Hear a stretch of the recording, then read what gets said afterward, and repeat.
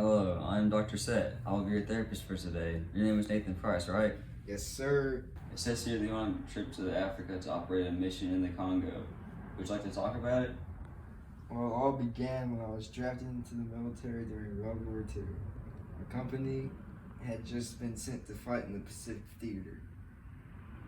One night, our company began to be shelled by artillery while we were sleeping. I had just been hit in the head by a stray artillery shell and was stumbling through the forest to find cover. I eventually found a shed to take cover in and stayed there for the rest of the night. After that, I was picked up on the beach and told my entire company was killed while I ran away like a coward. When I came back home to my wife after the war, she tried to kiss me. Can't you understand that the Lord is watching us? I could not fathom how she could do something so sinful while the Lord was watching us.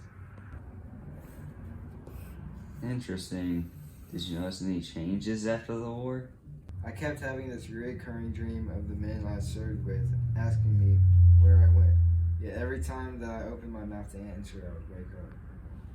Perhaps these dreams are a manifestation of your guilt that you feel for leaving your company. You blame yourself for their deaths and you believe that God will judge you for your cowardice.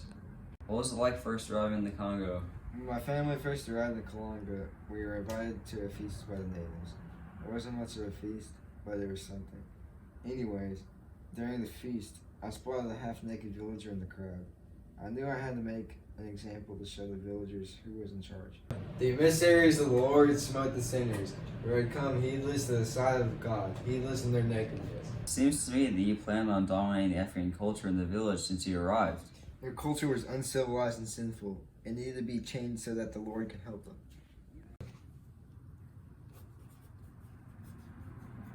Okay, what else do you remember? We had this one servant. I believe her name was Mama Tataba. What was significant about her? During the beginning of our stay in Africa, I tried to grow a garden to grow my crops. Mama Tataba was the one who told me where my crops wouldn't grow.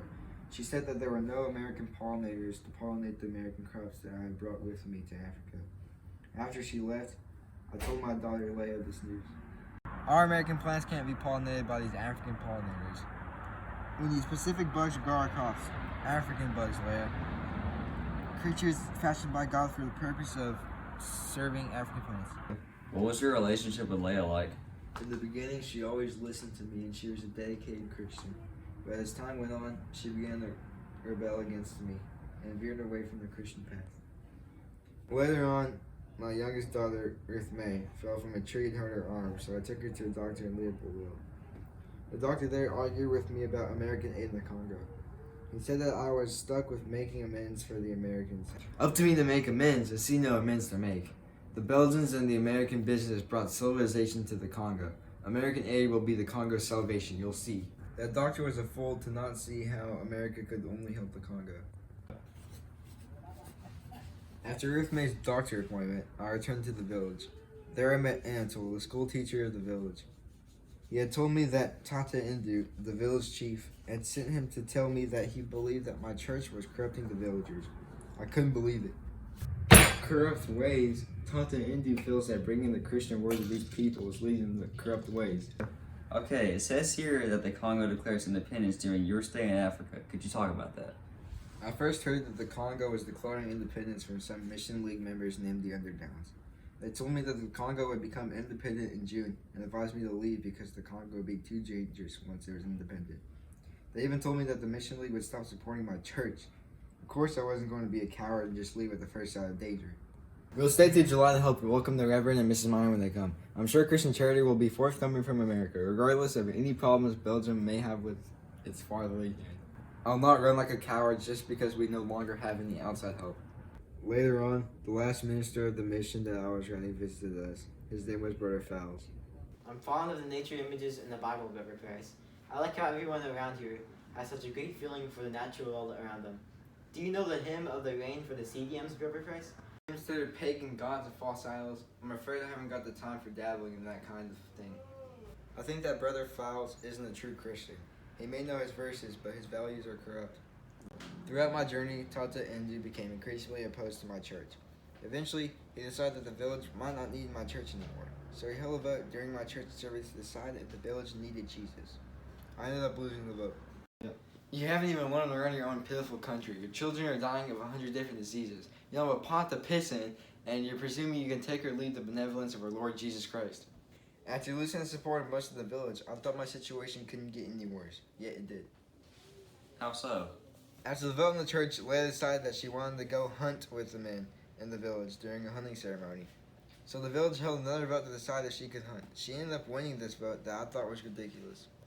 Nonsense for you to hunt with the men. You're only causing trouble and I forbid it. Leia completely ignored me and said that she was going to hunt with the men. I was furious. First I lost the support of the village, and now my own children were turning against me. Why did you think that Leia shouldn't have fun with the men? Because she's a woman. Nathan, how do you feel about women? They should not be doing things that a man does. A woman must marry so that they will not veer from God's plan. They shouldn't concern themselves with things like college if they are to continue with God's plan. Women are simply inferior to men. So you say your youngest daughter died in Africa. Yes, her name was Ruth May. What was the first thing that came to your mind when she died? She wasn't baptized yet. I worried that my decision to not baptize her yet had doomed her soul. Did anything of interest happen after she died? Since Ruth May has died, I've had this recurring dream of the children in the village surrounding me. They would keep asking me, Mother, may I? How does Mother May I relate to Ruth May? She taught the children in the village how to play the game. Then perhaps your dream stems from your guilt resulting from Ruth May's death. You feel that her death is your fault since you brought her to Africa and made her stay. What was your relationship with her like before her death? She was a good Christian daughter. Despite a few circumstances, she always listened to me and never veered away from Christianity. Interesting. How did your wife respond to her death? She took the kids with her and left Kalanga. She then returned to America with my daughter Ada. How did you feel about your wife throughout this journey? At first, she was a loyal wife, but she would occasionally talk back to me, which angered me. Later on, she would always complain about leaving Africa. She thought it was too dangerous. After Ruth May's death, she betrayed me and left Africa. You say that you also have two other daughters. Could you talk about them? My oldest daughter is Rachel. She never really wanted to go to Africa and wasn't that great of a Christian. Out of all my daughters, she has changed the least from going to Africa. There's also Ada. She was quiet throughout our trip to Africa. Although I've heard that she talks a lot more now. She was the least Christian out of all of us. Anything else like to add? We're almost out of time. No, I have to head back to the Congo now. I have children that need baptizing.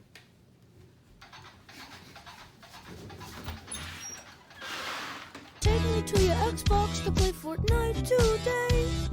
You can take me Musty Mire, but not Loot Lake. I really love to chug with you. We can be pro Fortnite